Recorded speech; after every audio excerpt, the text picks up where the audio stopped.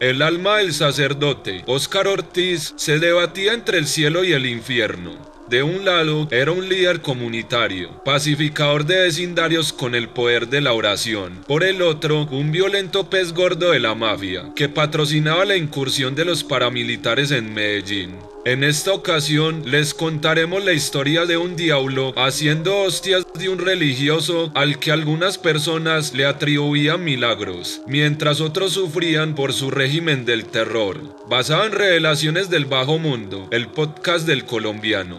Los pecados mortales del sacerdote paramilitar. Padre, padre, abra la puerta. Padre, sabemos que está dentro. Abra la puerta, padre. Al clérigo, Óscar Albeiro Ortiz, se le congeló la sangre. Sentado en el salón de la casa que se había convertido en su guarida durante los últimos meses, permaneció paralizado y sin pestañear. Padre, se lo advierto, venimos con el ejército, abra la puerta o la tumbamos. El cura optó por no contestar, se comportó como si aquello no fuera auténtico, sino una mala pesadilla de la que podría despertarse en cualquier instante. Permaneció en silencio, subió el volumen del televisor e intentó enfocarse en los titulares de las noticias. Sin embargo, los golpes en la puerta de la vivienda no cesaban. Por más que intentaba ignorarlos, sus manos comenzaron a temblar a causa de los nervios. Cada impacto del ariete de metal contra la madera le traía un recuerdo. Su ordenación como sacerdote, su misión en África, la edificación de la iglesia en el Limonar,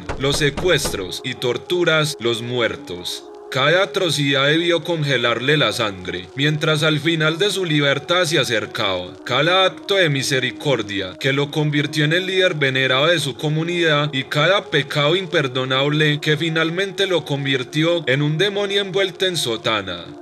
Óscar Albeiro Ortiz Henao vino al mundo en Medellín, hijo de Antonio José y María Teresa, el 26 de agosto de 1966. Desde temprana edad sintió el llamado de la fe y fue consagrado como sacerdote por los misioneros javerianos de Yarumal. Su primera misión pastoral fue en Kenia, un país africano situado a 12.460 kilómetros y a 30 horas de vuelo desde Colombia. Al regresar al país, la curia le encomendó la parroquia de San Antonio de Prado, un corregimiento ubicado en el suroccidente de Medellín, para que desempeñara allí su labor pastoral. El padre Óscar llegó a esa comunidad en 1999, en momentos en los cuales había una cruenta disputa entre varias bandas juveniles. La gente vivía en un profundo temor por las balaceras entre los chicorios, las bifas, los chayanes, los costeños y los del Plan. En declaraciones a la prensa, una feligresa reconoció que esa era la principal preocupación del padre en ese entonces. Cuando él sentía las balaceras, se levantaba en medio de las balas. A él no le importó. Yo un día lo regañé y luchó mucho por ellos, para que hicieran la paz, para que no siguieran con esos problemas. Una de sus primeras misiones fue acercarse a esos jóvenes para negociar acuerdos de paz que redujeran los homicidios y eliminaran las fronteras invisibles que restringían la libre circulación de los habitantes. Como símbolo de reconciliación, tuvo la idea de edificar una imponente parroquia en el barrio Limonar, justo en el corazón del territorio en disputa entre las pandillas. Y así lo concibió, por obra y gracia del Espíritu Santo, según su versión de los hechos. Después les recordaba a los feligreses que las penitencias no solo se pagaban con oraciones, sino también con ladrillos, tejas, baldosas y cemento. La comunidad contribuía con dinero para la obra y también recibió donaciones de los creyentes más pudientes. Durante una década trabajó en la construcción de su templo, hasta hacer realidad una imponente edificación de ladrillo, con capacidad para 100 personas y un costo final que superó el $1.000.000. La bautizó como Parroquia San José de Limonar. Esta obra fortaleció sus lazos con la comunidad, que comenzó a atribuirle la pacificación del corregimiento e incluso la capacidad de sanar enfermedades milagrosamente. Oficiaba misas en las veredas y recorría las calles sin sotana ni clerimán, sino vestido como cualquier vecino, proyectando la imagen de un líder carismático y accesible para su gente. Así hablaba sobre sus eventos en la televisión local. Muy bueno, la gente ha estado muy pacífica, han estado muy contentos, se han hecho varias actividades con los niños y con los mayores. Incluso hacía que los candidatos políticos se arrodillaran en el púlpito para comprometerse públicamente ante la feligresía. Las personas le entregaban fotos con los nombres de sus seres queridos para que él las bendijera a la distancia, y algunas madres llevaban a sus hijos rebeldes para que él les diera unos simbólicos azotes con el lazo de su sotana. Pero detrás de tantos actos de caridad y misericordia se escondía la fachada de un plan mucho más oscuro y terrenal. En el corregimiento San Antonio de Prado, la llegada de las autodefensas coincidió con la del padre Óscar, quien, tal vez por su ambición o por influencia de fuerzas oscuras, terminó convirtiéndose en su líder político tras bambalinas. Una de las feligresas que actuó como testigo en la investigación relató: pues cuando estaban las homilías, él nos decía que al barrio iba a llegar un grupo muy grande a cuidarnos. Ahí fue cuando comenzaron a aparecer los grafitis de las autodefensas en todas las puertas de las casas. Los paramilitares que arribaron a San Antonio de Prado pertenecían al bloque Cacique Nutibara de las Autodefensas Unidas de Colombia. El comandante principal de este bloque era Diego Murillo de Jarano, conocido como Don Berna, quien delegó la coordinación de este corregimiento a Alexander Erazo Guzmán, alias Alex Bonito. Los habitantes del Limonar vieron en numerosas ocasiones al padre Óscar reunido con los paramilitares, e incluso en la parroquia parecían grandes amigos. Así fue como comenzaron a comprender los supuestos milagros que proclamaba el sacerdote.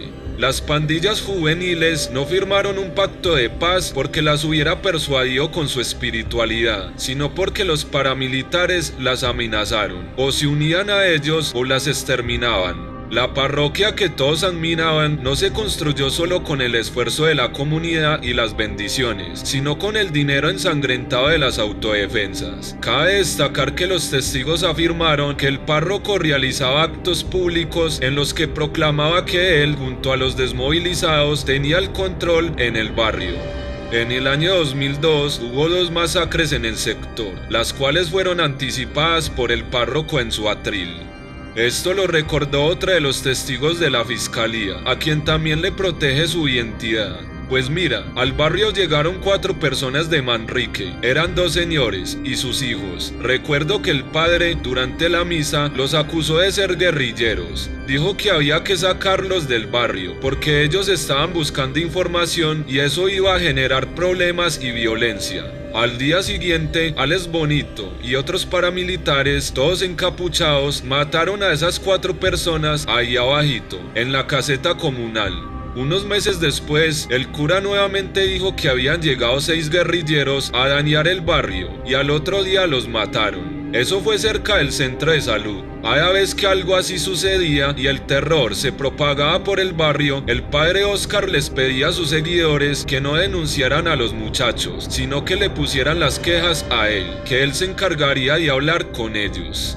La llegada de los paramilitares no redujo la violencia en San Antonio de Prado. Al contrario, trajo consigo nuevas aflicciones. Las extorsiones aumentaron y ya no solo debían pagar la cuota a los comerciantes.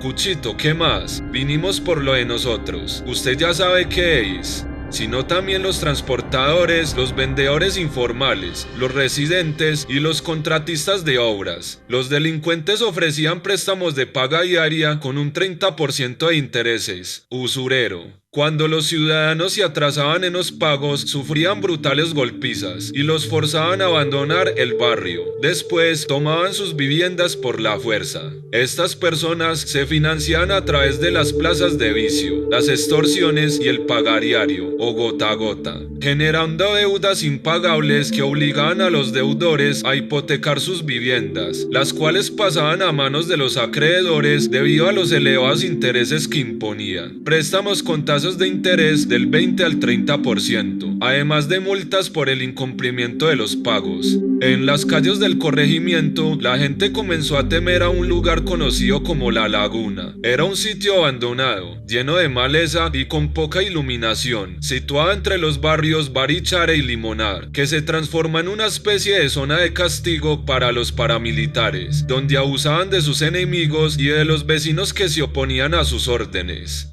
Según los testigos, en ese lugar sometían a las personas a torturas que incluían enfrentamientos de béisbol y perros pitbull adiestrados. Abusaban de las mujeres a su antojo y ocultaban cuerpos en fosas. Era un secreto a voces, pero el miedo los obligaba a guardar silencio. Asimismo, se sabe que muchas niñas sufrieron agresiones físicas y humillaciones, y después de ser golpeadas y ultrajadas, eran despojadas de su ropa y arrojadas a una laguna, situada en la parte alta de Limonar.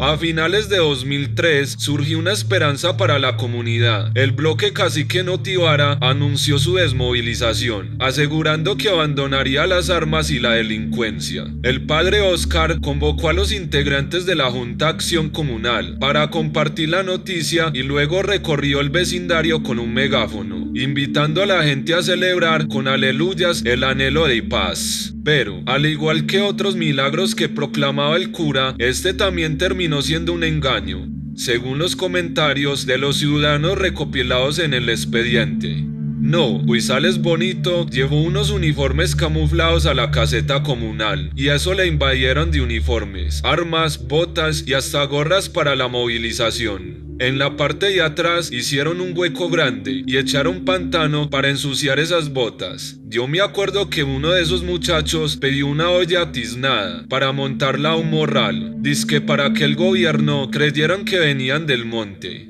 Parce, vea, la verdad era que a muchos de esos muchachos los uniformes no les servían, las botas ni les entraban los pies, porque no eran de la talla, pero les creyeron el montaje. En total, fueron 34 jóvenes de bandas de San Antonio de Prado los que participaron en la desmovilización paramilitar. El padre Oscar les dio la bendición y partieron en buses hacia una finca en el municipio La Ceja, donde se congregaron con los demás integrantes del bloque cacique Notivara. El 25 de noviembre de 2003, en un evento público en Medellín, se celebró el desarme de 855 hombres que posaron como autodefensas, cuando muchos de ellos provenían de pandillas barriales. Por su participación en el proceso, la Organización de Estados Americanos nombró al padre Oscar como juez de paz. Así relató un testigo de los hechos para el podcast del Colombiano. San Antonio de Prado disfrutó de 3 meses de tranquilidad hasta que Alex Bonito y sus cómplices volvieron. Recuperaron las armas y reanudaron el tráfico de drogas, las extorsiones y las torturas en la laguna. Ahora su grupo se hacía llamar los Desmovilizados del Limonar. Esta investigación se inició a partir de una noticia criminal, tras una denuncia presentada. En ella se señala que, desde hace varios años, en el sector de San Antonio de Prado, específicamente en los barrios Limonar 1 y 2, arribaron jóvenes desmovilizados del paramilitarismo, quienes, con la supuesta autorización del párroco de la iglesia Limonar, conformaron una banda dedicada a causar daños a la ciudadanía y llevar a cabo diversos delitos. Según el denunciante, entre estos crímenes se destacaban homicidios, robos, abusos sexuales, agresiones y amenazas, entre otros. Varias víctimas coincidieron en señalar que esta banda, que operaba en la zona, estaba integrada por sujetos conocidos como alias Tonio, Tula, Sancocho, Osama, Alex el Bonito y el Mocho, entre otros, quienes se dedicaban a delinquir en perjuicio de la comunidad, supuestamente bajo las órdenes del párroco de esa iglesia. A medida que el temor hacia la organización criminal aumentaba, también lo hacía la influencia del sacerdote. Los reinsertados declaraban abiertamente que él era el jefe, especialmente al momento de amenazar a la gente. Parce, aquí seguimos las órdenes del padre Oscar. Usted sabe cómo es, mijo. Óscar Ortiz comenzó a intervenir en los contratos de presupuesto participativo y a los líderes comunitarios que no se alineaban con su corrupción los hacía golpear por los pandilleros. El término que él usaba para estos castigos era darles una pela. No, pues es que imagínese que a mi casa tiraron una piedra que tenía como una hoja envuelta con un caucho, y eso tenía un mensaje que tenía como letras recortadas de revistas, y decía algo como: por no seguir colaborando con el padre Oscar, te tenés que ir del barrio, y yo tuve que renunciar a la acción comunal y me fui de mi casa. Las amenazas y golpizas se volvieron cada vez más frecuentes en el limonar. El párroco ordenaba castigos contra borrachines y consumidores, pero también contra quienes no pagaban la extorsión y los creyentes de otras religiones, como los evangélicos. Los señalaba de satánicos y poco después sus matones aparecían con el bate de béisbol. Vea, hermano, yo vi cuando el padre le metió una cachetada al señor que vendía frutas al frente de la iglesia. Le metió un totazo. El padre lo insultó, le dijo que se tenía que ir por las buenas o por las malas, o sea, lo echó. Al otro día por la noche llegaron unos manes todos bajos en una moto amarilla y le echaron candela al chusito que tenía el frutero, y el señor se tuvo que abrir del barrio. Nunca más lo volvimos a ver. Lucifer fue adueñándose del alma del sacerdote y la casa cural se transforma en un lugar de desenfreno, donde además de repartir golpizas, se organizaban fiestas con licor y bailes con prostitutas. En el fondo parecía considerarse el dueño de San Antonio de Prado, el jefe que en la misa ofrecía bendiciones mientras movía los hilos del mundo criminal. El régimen de terror del padre Oscar y los desmovilizados del limonar se extendió por una década, hasta que varias de sus víctimas decidieron denunciarlo. El 5 de abril de 2010, el Cuerpo Técnico de Investigación de la Fiscalía y el Ejército realizaron un allanamiento en 13 viviendas de San Antonio de Prado, logrando la captura de 8 miembros de la organización criminal. El sacerdote fue detenido en la casa cural, ante la sorpresa de los vecinos, quienes lo vieron salir custodiado y fuertemente escoltado por militares. Así se presentó en la audiencia. Muy buenos días, mi nombre es Oscar Alirio Ortiz Henao, con número de cédula 15.323.752 de Yarumal. Por su rango clerical, el religioso no fue enviado a una cárcel, sino a una casa sacerdotal llamada La Fragua, en una finca de Copacabana, un lugar de reflexión y calma, alejado de la rudeza y los malos olores de la prisión.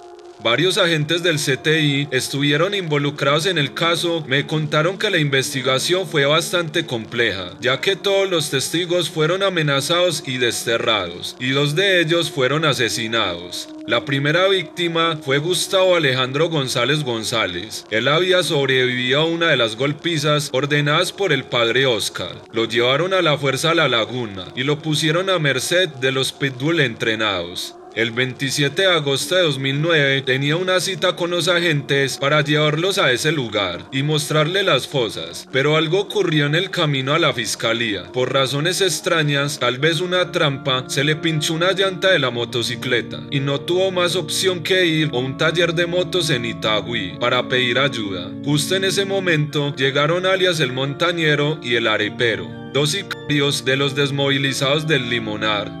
El otro asesinado fue John Ferneira Arango Osorio, quien se encontraba en trámites para ingresar al programa de protección de testigos de la Fiscalía. En sus declaraciones contó que en una ocasión logró que la policía detuviera a uno de los desmovilizados que portaba un arma en la vía pública. Esto le valió el odio de la banda, y en 2 ocasiones fue víctima de golpizas y ataques de perros. Como recordó el fiscal, uno de estos hechos ocurrió el 9 de enero de 2006, en la calle 4DA, número 2B49, a las 9:30 horas. Ese día, estando en compañía de Oscar Vázquez, Orlando Serna y Omar, llegó Freddy Antonio Restrepo Giraldo, alias Mariano, quien lo llamó y sin previo aviso le propinó un puño a la mejilla izquierda. John Ferney reaccionó, se defendió y empujó a Mariano, pero en ese momento le soltaron un perro Rottweiler. Luego llegó otro joven conocido como Cachorro, quien también soltó al perro y atacó a John Ferney, dándole golpes y empujándolo contra la manga, mientras otros perros eran lanzados hacia él. En lugar de separarlos, los agresores dejaban que los animales lo atacaran a su voluntad.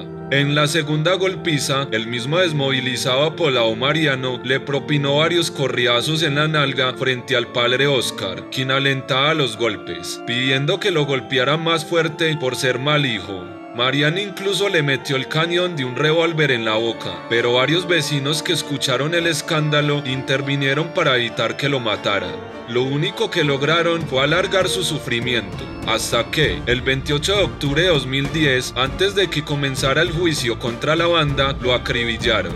El juicio oral se extendió por 2 años, durante los cuales la comunidad de Limonar se dividía en 2 grupos. Unos confirmaban las atrocidades del padre Óscar, mientras que otros lo defendían como si fuera un santo. A pesar de todas las pruebas y los testimonios de los testigos, el 8 de agosto de 2012, el juzgado junto al cuarto penal del circuito especializado en Medellín lo declaró inocente y lo absolvió de los cargos de concierto para delinquir agravado con fines de homicidio, desplazamiento forzado y extorsión. Los investigadores y las decenas de víctimas quedaron atónitos y algunos tuvieron que huir del corregimiento, ya que el padre Óscar regresó triunfante a San Antonio de Prado. Parte de sus feligreses lo recibieron con una marcha de alegría por las calles del Limonar. Una vez más, el demonio volvía a ser el cuerpo de Cristo en la iglesia.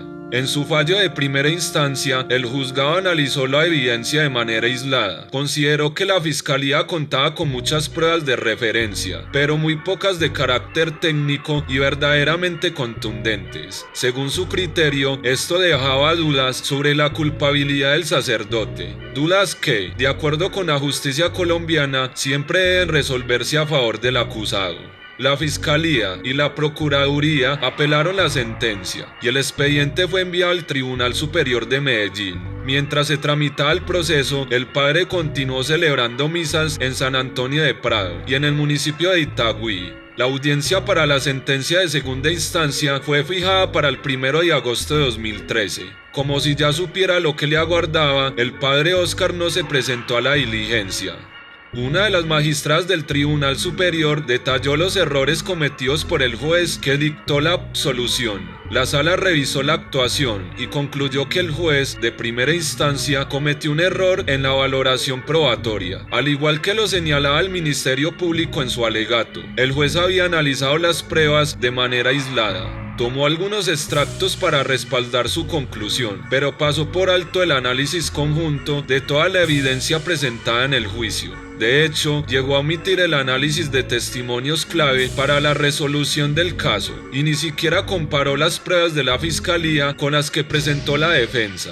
Su abogado defensor intentó salvarlo destacando sus obras. Recordó su contribución a la comunidad, como su participación en la creación de la Granja Taller de San José Obrero en el sector Limonar, su vinculación con la llegada del Hospital Diego Echavarría, las misas, su apoyo en la construcción y fomento de la Casa de la Cultura de San Antonio de Prado, la colaboración con la edificación de la nueva sede de la policía en el corregimiento de San Antonio de Prado, su aporte en la construcción de la nueva vía de San Antonio de Prado, las canchas de fútbol, la vía ciclística Limonar y la gestión de la dotación de computadores para la Granja Taller. Todo esto, según su defensa, eran antecedentes personales que demostraban su servicio a la comunidad.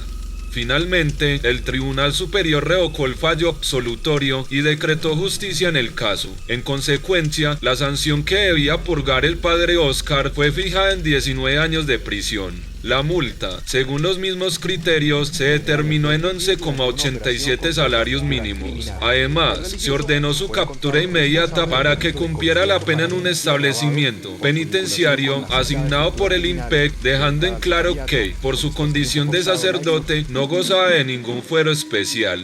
El tribunal también dispuso que esta vez la reclusión fuera en una cárcel de verdad, sin posibilidad de refugiarse en conventos ni retiros espirituales. Cuando los agentes del CTI fueron a buscarlo a la parroquia con la nueva orden de captura, el padre Óscar había desaparecido. Se convirtió en un prófugo más de la justicia. Recuerdo que en aquellos días de búsqueda fui a recorrer las calles de San Antonio de Prado. Quería saber qué pensaban los ciudadanos de la condena y del hecho de que el sacerdote estuviese huyendo de las autoridades. Un reciclador me dijo: hermano, a mí me dio un preinfarto en noviembre de 2012 y si veías que me llevaron inconsciente al hospital. Llegó el padrecito, echó un rezo y me paró de la camilla. Eso fue un milagro. Aquí le tenemos mucho cariño y si yo lo veo, no lo doy dedo para que lo cojan ni por el diablo, contó uno de los fieles admiradores del padre Óscar. Otros periodistas de los canales locales de televisión también recibieron declaraciones similares de algunos feligreses. Esas reuniones con don Berna, con don Juano, con quien sea, tenía que hacerlas para poder pacificar. Mejor dicho, empecé a llorar de la tristeza que me dio, porque para mí, el padre Oscar solo ha hecho, hace y hará cosas buenas. Limonar, lo único malo es servir a toda la comunidad como lo ha hecho. Cerca del parque del corregimiento vivían familiares del cura, así que decidí ir a conversar con ellos. En cuanto vieron que era un reportero, no quisieron abrirme la puerta, pero una de sus hermanas me dijo desde la ventana que el padre Oscar se encontraba en un retiro espiritual. La persecución contra el sacerdote prófugo duró 183 días, hasta que un informante anónimo llamó al CTI y reveló que Óscar Ortiz estaba asistiendo a una iglesia cerca de la ciudad de Pereira, como si fuera un feligres más. Varios agentes viajaron a la región y se infiltraron en la comunidad. Fue así como descubrieron que el sacerdote estaba viviendo en una casa en el Barrizal, un barrio del municipio de La Virginia, a unos 40 minutos de Pereira. El 30 de enero de 2014 le cayeron de sorpresa. Padre, abra la puerta. Padre, sabemos que está dentro. Abra la puerta. Cuando le pusieron las manos encima, el cura les dijo desafiante: están esposando al hombre, pero no a Jesús. Fue trasladado en avión hacia Medellín bajo medidas de seguridad similares a las de un capo de la mafia. Su destino final fue la cárcel de Puerto Triunfo, en la región del Magdalena Medio, donde fue recluido junto a otros grandes criminales. En San Antonio de Prado todavía hay personas que creen que el padre Oscar es inocente, incluso después de que la Corte Suprema de Justicia ratificara su condena en 2016. Aunque la banda de los desmovilizados de Limonar fue desmantelada, otros grupos armados llegaron al corregimiento para ocupar su lugar. Algunos sostienen que si el padre hubiera estado libre, eso no habría sucedido. Después de revisar su expediente, nos surge la pregunta de si el padre Oscar alcanzó a hacer su acto de contrición. Tras 10 años tras las rejas y con otra década de prisión por delante, me pregunto si se ha arrepentido de sus crímenes. Óscar Albeiro Ortiz Henao falleció en Bogotá el 16 de enero de 2025 tras someterse a una cirugía por una enfermedad que venía padeciendo de tiempo atrás, mientras cumplía una condena de 19 años. La noticia de su muerte ha causado pesar entre muchos de los habitantes de la zona, donde era muy querido y lo recuerdan por su liderazgo comunitario y por el rol de pacificador de vecindarios con el poder de la oración. Era un personaje de amores y odios. ¿Habrá encontrado la paz espiritual o a la sombra de las rejas? ¿Habrá ido al cielo o estará en el infierno?